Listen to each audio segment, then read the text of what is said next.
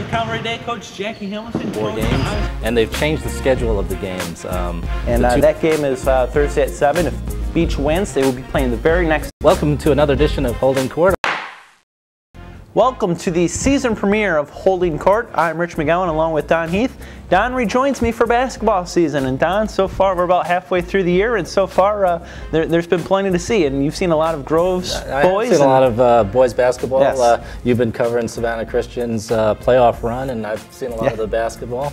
And so far, I'll tell you what I've seen is Groves High School jumping straight to the top of the area basketball scene. Absolutely. You've seen them, I don't know, what, 4 or 5 times already. Is there anybody in that region or anybody that is going to be able to keep up with Groves? I don't think so. They're just too tall on the front line. They go 6'9", 6'8". Very talented. They have a pretty good backcourt, and they're deep. So they look like a team that will not be beaten in this region, and could go far in playoffs. And I wanted to ask about that. I mean, the last couple of years we've seen some really good teams, but they flamed out early on, with the exception of Savannah High, which has produced some good runs. Other teams like Johnson, Groves before, you know, they get to the playoffs and flame out. What's going to keep this Groves team from following a similar path? Right now, they just have too much talent. They can do a lot of different things. They're tall, so they get a lot of rebounds. They play very good defense. And the backcourt, like I said, is really improving. Who else in that region, if anybody's going to sneak up and bite Groves, who's got the best shot to do it? It's a great run for second place in the region. Jenkins, surprisingly, won only one game last year. They already have 7 wins, and they're in second place. Windsor Forest is 4-2. Beach is making a little run. And Savannah High has improved since the start of the year. And Savannah High lost its first 6, but is 5-3 since. So. Absolutely.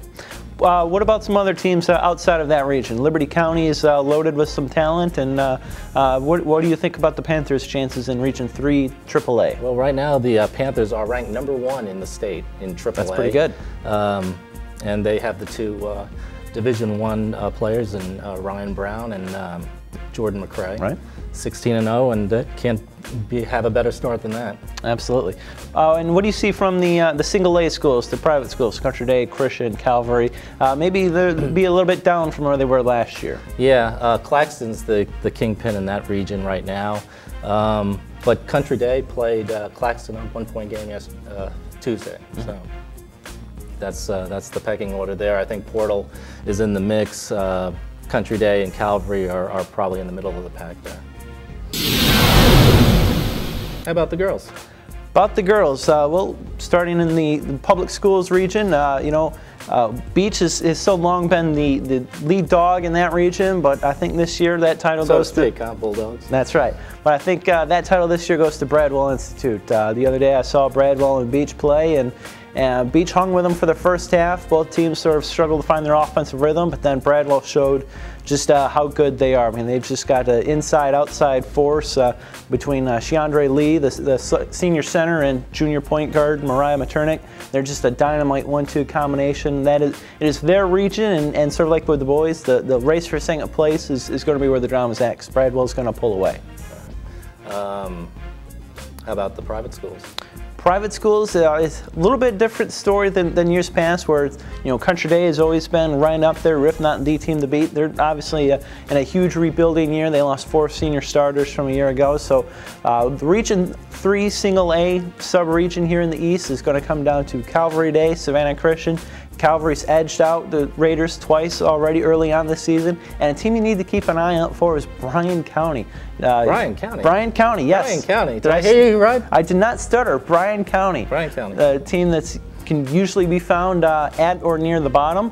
Look out for the Redskins. You know, they're 12-2. They won 12 straight. They just lost Tuesday to Calvary, but it was a close game.